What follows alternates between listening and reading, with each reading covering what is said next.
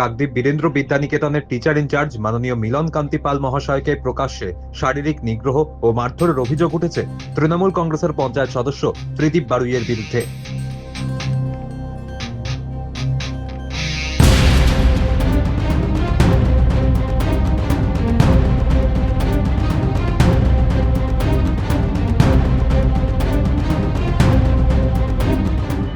প্রতিটি বিদ্যালয়ে আপনারা জানেন শিক্ষামূলক ভ্রমণ হয়। আমাদের বিদ্যালয়ে একাদশ দ্বাদশ শ্রেণীর ছাত্রছাত্রীরা তারা আমাকে অত্যন্ত প্রিয়, তারা আমাকে খুবই ভালোবাসে। প্রায় 86-89 জনের মতো অ্যাপ্লিকেশান করেছিল যে স্যার আমরা আমাদের অন্যান্য পাশের স্কুলে শিশু শিক্ষায়তনে যাচ্ছে, ট্যুরে আদর্শ সুন্দরবন আদর্শতে যাচ্ছে, স্যার আমরা কেন যেতে পারবো না। তা আমি বলেছি হ্যাঁ নিশ্চয়ই আমি নিয়ে যাব, এই বলে তারা আশ্বস্ত করি। তারপরে সেই বিষয়টি নিয়ে একাডেমিক কাউন্সিলের সঙ্গে আলোচনা করি। একাডেমিক কাউন্সিল বলে সহমত পোষণ করেন, হ্যাঁ অবশ্যই হওয়া উচিত, তবে এমসিকে জানানো দরকার। এবার আমি এমসিকে, এটা সাধারণত শিক্ষামূলক ভ্রমণ এগুলো প্রধান শিক্ষকই মূলত করেন এবং এমসিকে সাধারণত একটু জানানো হয়। এই জন্য কোনো এমসির পার্মানেন্ট মিটিং বা এজেন্ডা বা রেজলিউশন এগুলো সাধারণত এতাবৎকালে কোনোদিন হয়নি। আর আমিও যার জন্য মুখে বলেছি সকলকে।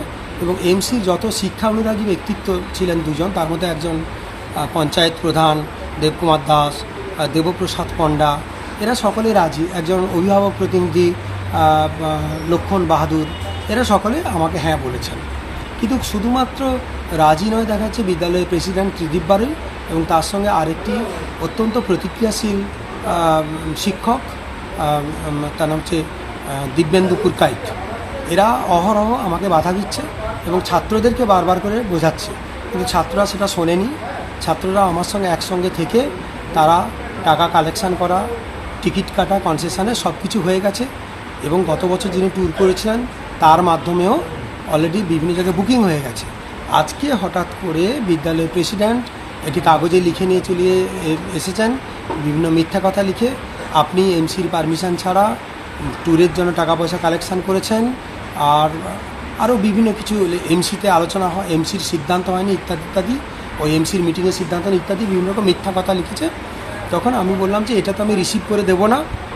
তখন বলছে কেন রিসিভ করবেন না, তখন বল প্রয়োগ করতে শুরু করলেন এবং তারপরে পাশের ক্লার্কের কাছে দৌড়ে গেলেন। ক্লার্ককে ভয় দেখিয়ে একটু রিসিভ করে লিখলেন। পরে এবার আমার কাছে এসে বলে আপনি রিসিভ করে দিচ্ছেন না, আপনাকে চেয়ারে বসতে দেবো না, আমরা এখানে গেট বন্ধ করে দেবো, চেয়ার টেনে বের করে দেবো। চেয়ার সরিয়ে দিয়ে আমাকে ঘাড়ে জোরে আঘাত করতে করতে, প্রচণ্ড জোরে জোরে আঘাত করতে করতে, এবং হাতে তো আমার খুবই ব্যথা, একদম ফুলে আছে, এখানে আঁচড়ে মাছড়ে রক্তারক্তি কাণ্ড। ধাক্কা মারতে মারতে স্টুডেন্টদের সামনে দিয়ে বিদ্যালয়ের ক্লার্ক ছিল সৌমিক কয়াল, ওখানে ছিল বিদ্যালয়ের পিয়ন জ্যোৎস্না গুমটা সাঁতরা, ছিল কম্পিউটার শিক্ষক আইসিটি ইনস্ট্রাক্টর সৌভিক দাস। এদের সামনে এইসব হেনস্থা করতে করতে, বাইরের গার্জেন কিছু স্টুডেন্টের সামনে হেনস্থা করতে করতে করিডোর দিয়ে, বারান্দা দিয়ে ধাক্কা মারতে মারতে মারতে নিয়ে এসে এসডিপি অফিসের গেটে, ওখানে মেন গেটের সামনে বের করে দিয়ে ও হচ্ছে এখানে কলাপসিবল গেট টেনে দেয়।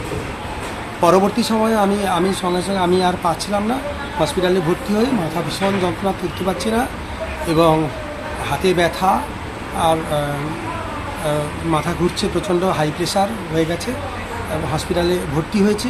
পরবর্তী সময়ে অনুভব করি যে সিসিটিভি ফুটেজটা দরকার, গিয়ে দেখছি সিসিটিভি ফুটেজ চক্রান্ত করে ওইটুকু সময়ে ওই অফিসের ভেতর যে ঘটনাগুলো ঘটেছে সেই সিসিটিভি ফুটেজে সেই সময়টুকু ডিলিট করা, বাকি অন্য সময়টুকু ঠিক আছে। লজ্জার বিষয়, যিনি একজন শিক্ষককে মারধর করার মতো জঘন্য কাজ করলেন, তিনি আবার ওই স্কুলের ম্যানেজিং কমিটির প্রেসিডেন্ট পদে রয়েছেন।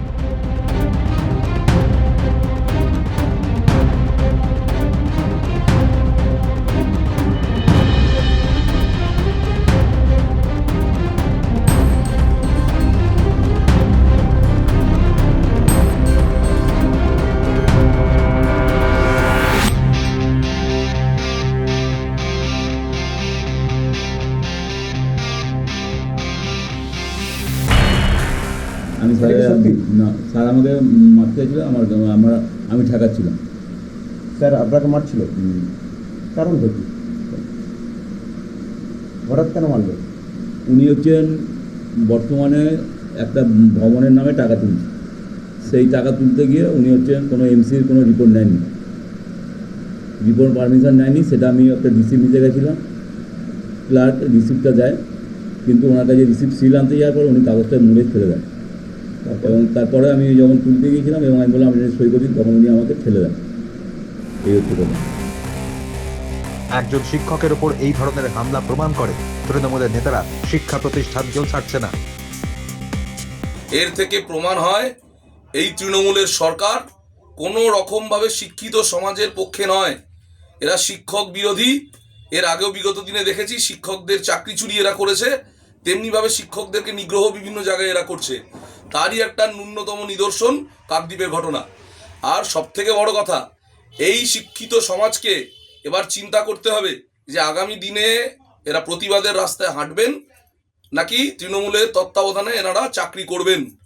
প্রতিবাদ বিভিন্ন রকমের হতে পারে, সেই প্রতিবাদ শিক্ষকদের মাধ্যম দিয়ে উঠে আসুক, এটা বিজেপির জোরালো দাবি। শিক্ষক সমাজ আজ নিরাপত্তাহীন। শিক্ষা নয়, সন্ত্রাসী এদের একমাত্র পরিচয়। রাজ্যের শিক্ষাঙ্গনে এই সন্ত্রাস তৃণমূল কংগ্রেসের আসল চেহারা উন্মোচন করেছে।